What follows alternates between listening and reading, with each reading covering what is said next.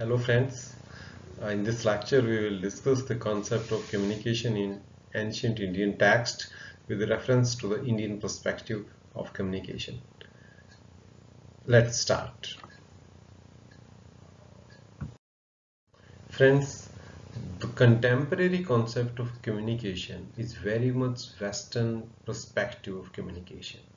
And it is simply because communication as a field of study and as a discipline has been developed and grown up in the West and particularly in USA. So the Western model puts more stress on the functional and professional aspects of communication. It says the source has all the responsibilities to influence its audiences in order to achieve the objective of the source.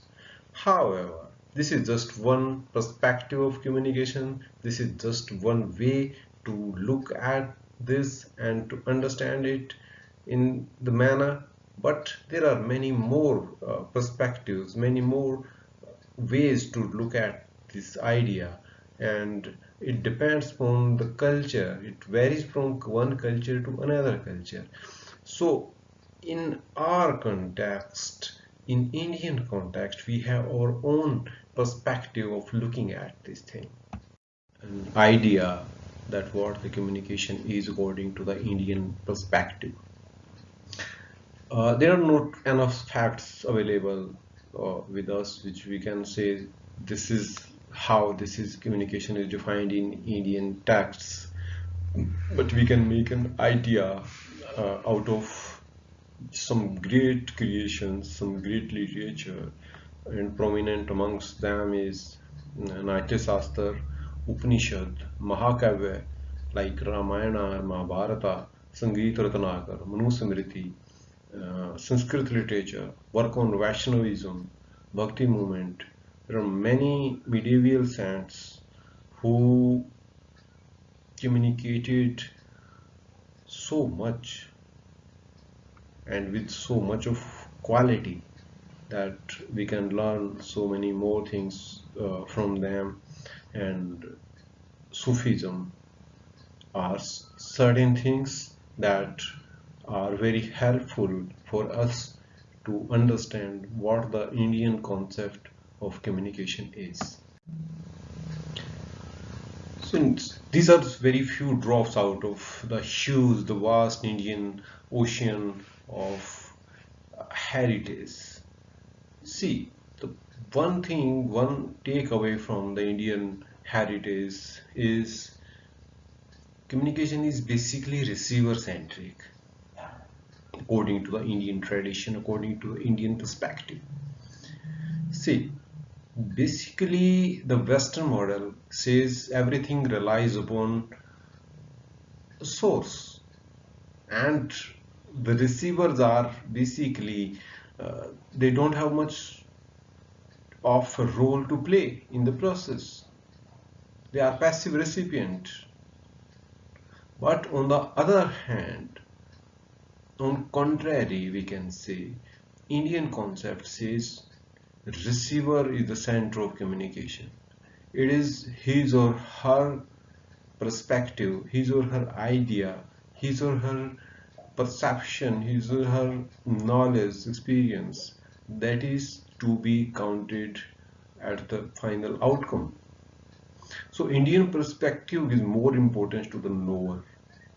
It's not just about receiving a message, interpreting it in some context, worldly context, but it is rather to look through whatever is there. So therefore the idea, the word coined for the purpose was to see, and the one who sees everything through and through is called a seer. And in Hindi, if we say, we've called it darshan. So, and the one who experienced that darshan is a drishta. And it is not easy to become drishta, so we cannot say everyone can be a drishta.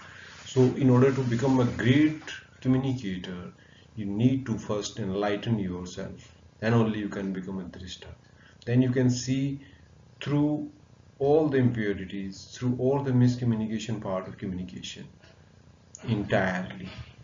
So that to achieve that, you need to first get rid of all sorts of impurity. The impurity that are within oneself, like lobh, moh, asakti, bhay, kam, krodh, bhed, purvagrah. And then you realize yourself. And the process is called sadhana. So sadhana makes you enlightened and able to become a drishta, that is sort of highest state of communication. So there are a number of ways and methods of sadhana as prescribed by the different schools of philosophy or darshan, we can say. The Indian perspective says only the enlightened one can know the things in their true form, in their true spirit, and in their true nature. There are various schools of philosophies. So the Indian philosophy basically originated from the Vedas. Two schools are termed Vedic, the Mimamsa and Vedanta. Four other are there that also have their basis in Vedas, that is Sankhya, that is Yoga, Vaisheshik and Nyaya.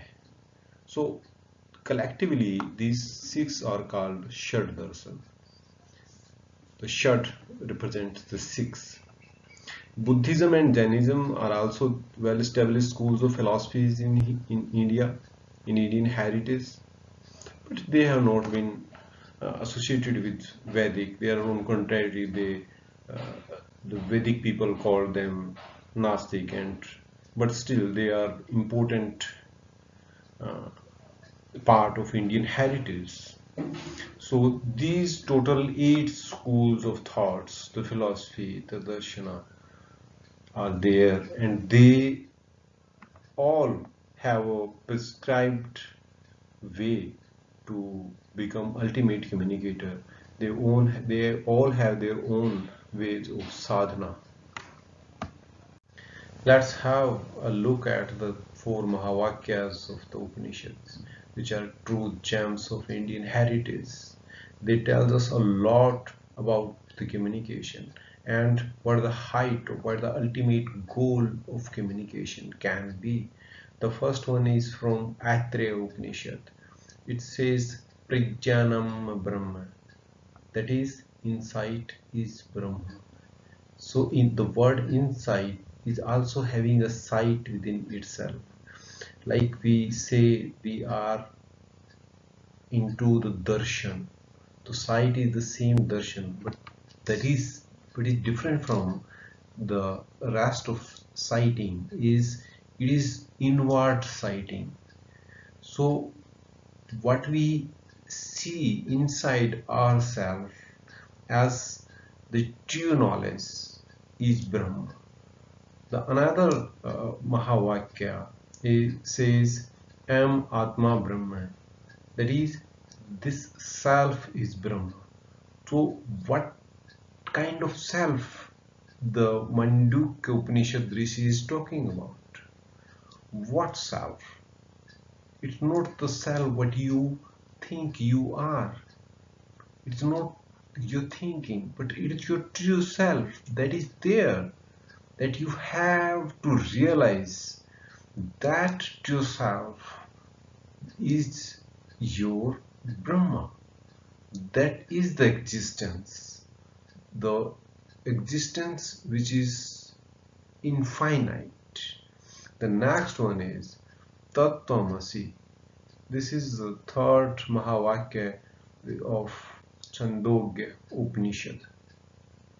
It says that essence are you, and that essence is referred to the Sat, the truth. So it simply says, who are you? You are that essence, that truth, that Sat. So, and that Sat is Brahma, and the Brahma is everything that is there. So you are not different from the rest of the world, the rest of the universe. You're part of it. And the last one, which is the Brihadaranyaka Upanishad Mahavakya, it says, it's also most popular one. It says Aham Brahmasmi. The Rishi pronounces the ultimate experience, and that is Aham Brahmasmi. I am Brahma, and the Brahma is whatever existence there is. So the Rishi doesn't identify himself as a separate entity. So this sort of oneness, this integrity, this integration is unparalleled. This is the height of communication, I would say. These Mahavakyas, or pronouncements of the great sages, remind us of the purest form of communication. These Vakyas, or the simple phrases, are in fact the realization of the enlightened sages in deep state of meditation, in state of communion, and we can say communication with the entire universe. In true sense, communication is the realization of truth about any stimulus, whereas the false knowledge, or Brahm or Maya, we can say it, can only lead to miscommunication. However well articulated or presented or managed it may be. In fact, the Brahm or Maya needs to be well articulated and presented and well managed in order to be accepted. Otherwise, nobody will accept it. So no wonder sadhana was prescribed as an integral part of education system, so as to make a disciple, a student, learn whatever he wants or she wants to learn in its true form, and that was the ultimate goal of education also. The Indian heritage of communication has another dimension, and that is of transpersonal communication. The people of that time communicated with another people, another persons, but they also communicated with not only their Almighty, their gods, but also there are examples of mantras which are dedicated to Mother Nature and other celestial bodies. Also, divine status has been attributed to the five tattvas: the earth, space, air, water, fire. And people of that time, the sages, used to talk to them, used to offer them prayer and want them happy for them. So there are also examples of great Vads communicating with the herbs and plants in deep state of meditation. They would go to the plants and pray to them to know about their healing properties. And there are many accounts in the history that those sages told that those plants were the actual source of their knowledge, which they actually collected and compiled. Another important aspect of Indian heritage of communication, Indian perspective, is there is deep harmony inside the entire range of content, which is described by the rhymes, the rhythm, and the poems, right from the Vedas Tulsidas, Sant Kabir, Ved Vyas, Mirabai, and the great Baba Nanak. India has had a great tradition of communicating in form of poetry, or kavya we can say. Baba Nanak had even his disciple Mardana by his side wherever he would go to play instrument. When Baba Nanak sing message for his disciples, and this was not a coincidence, but it was a deliberate attempt by numerous people who were very much enlightened to speak in rhythm, to speak, to create the sort of harmony, and they knew that it was very much effective and it had a great life also. People remember those creations till now. Another interesting perspective of Indian communication idea is its oral tradition. Ancient people kept it oral for thousands of years. It's because they found that the oral communication was far more effective. The oral messages are loaded with far more information. The paralanguages play an important role into this. So they found that the oral communication was far more personal. It was well targeted. It can be highly articulated, and it can be delivered in selective manner. So writing was basically written off.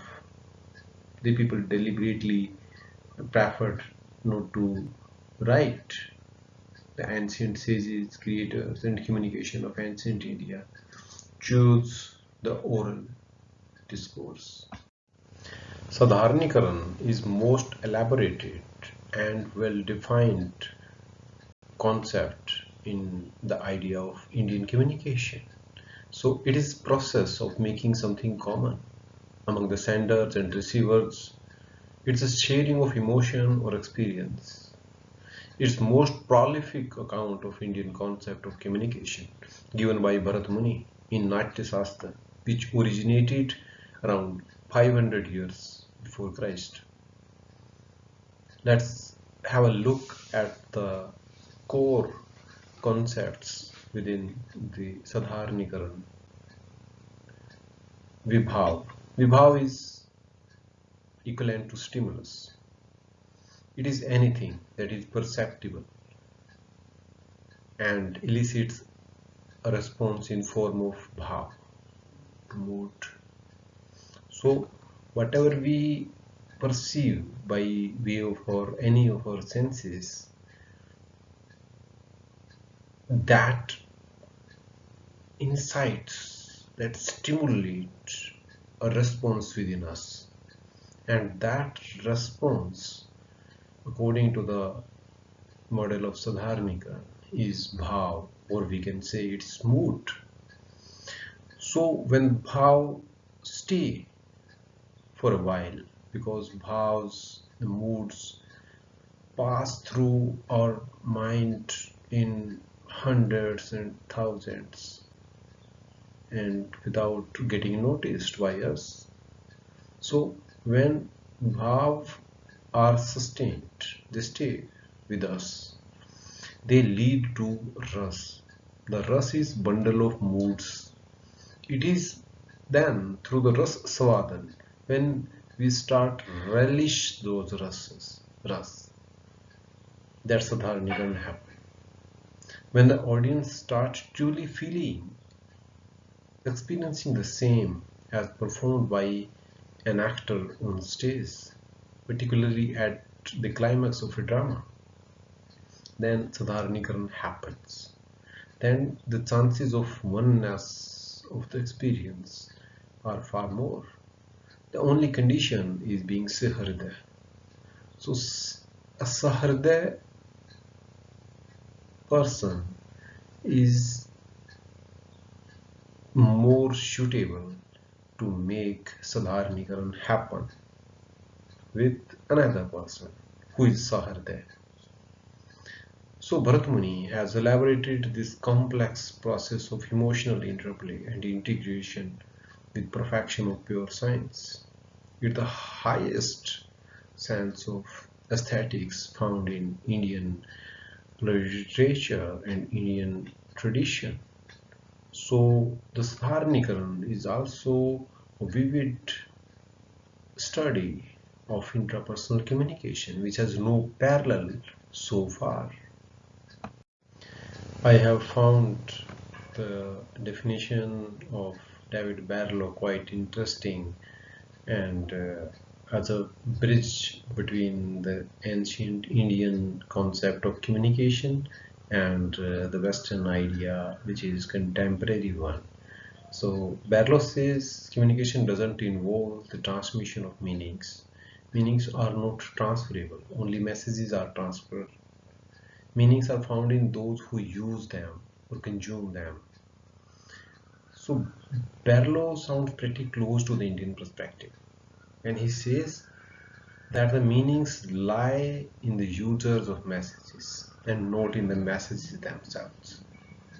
Indian perspective is the quest for true meanings of not only the intended messages but whatever entire universe says and keeps on saying in its own ways, provided we are listening. So this is the conclusion of this lecture, friends. You please make comments about what idea you have got from this very lecture and subscribe to this channel. Thank you.